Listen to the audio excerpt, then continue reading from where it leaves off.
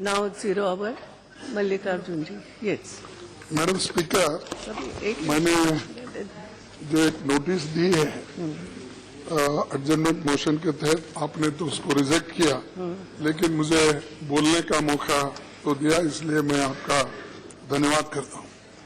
The recent spate of racial motivated attacks, especially the brutal murder of Indian citizens Srinivas Kuchibhotla, Deepa Rai, Hansi Patel, Devendra Singh and others in the United States of America last week is deeply disturbing. Indian citizens and people of Indian origin across the nations are being killed, threatened and told to leave the country. While the government and the Prime Minister remain totally silent in either condemning these attacks or escalating the issue to the highest diplomatic levels.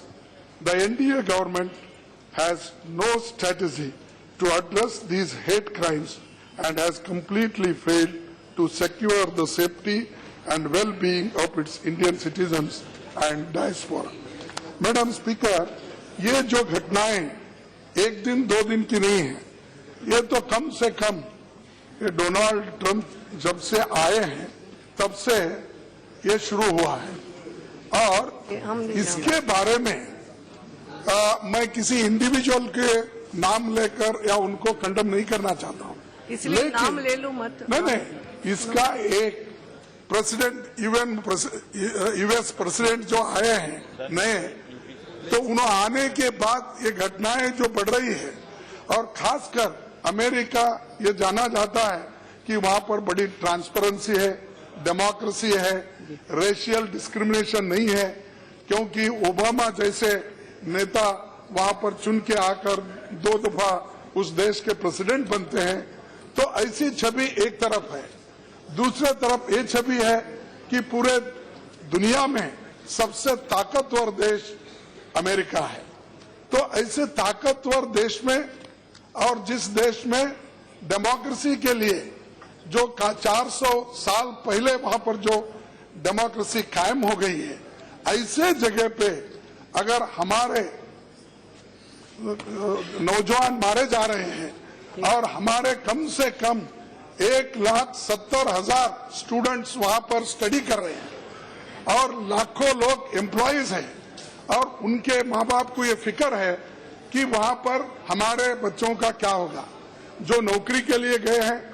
एक तरफ या हमारे को खुशी है कि हमारे लोग टेक्निकल एक्सपर्ट्स है, प्रोफेशनल एक्सपर्ट्स है, इसीलिए अमेरिका उनका इस्तेमाल भी कर रही है।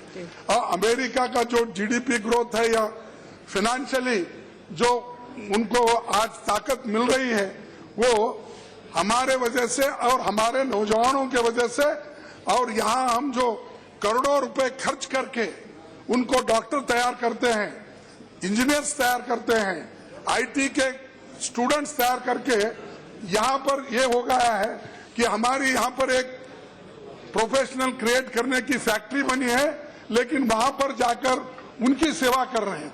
उनकी सेवा करने के बावजूद भी अगर ऐसी हालत वहां पर है और उनको मारा जा रहा है, दिन दहाड़े उनको गोलियां मार रहे हैं, और हर एक को देखकर चुन चुन के यहाँ से निकल जाओ और आपकी जरूरत नहीं है, आप हमारे एम्प्लॉयमेंट ले रहे हैं, ऐसी चीजें जो वहां पर हो रही है, इसके लिए मोदी सरकार चुप्पी क्यों साधी है, मैं पूछना चाहता हूं।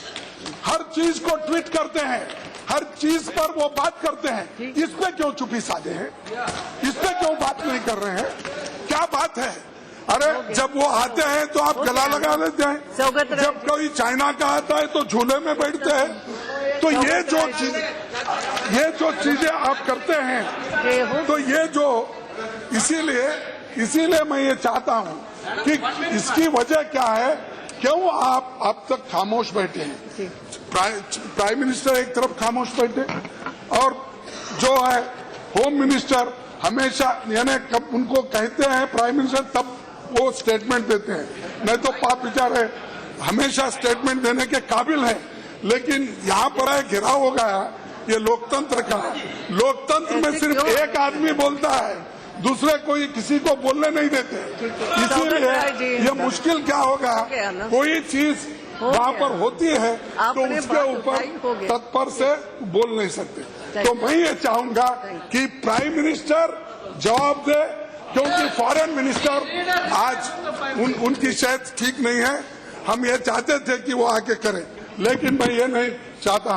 लेकिन प्राइम मिनिस्टर खुद आए, ये कहे, क्योंकि वो खुद ही फॉरेन इतने देश घूमे हैं, सबको मालूम है। तो मैं आपसे प्रार्थना करता हूं कि प्राइम मिनिस्टर आकर एक स्टेटमेंट दे और ऐसी जो घटनाएं हो रहे हैं इसको बंद करने का क्या तरीका है और किस ढंग से इसको बंद करना चाहते हैं, ये सदन के सामने रखें।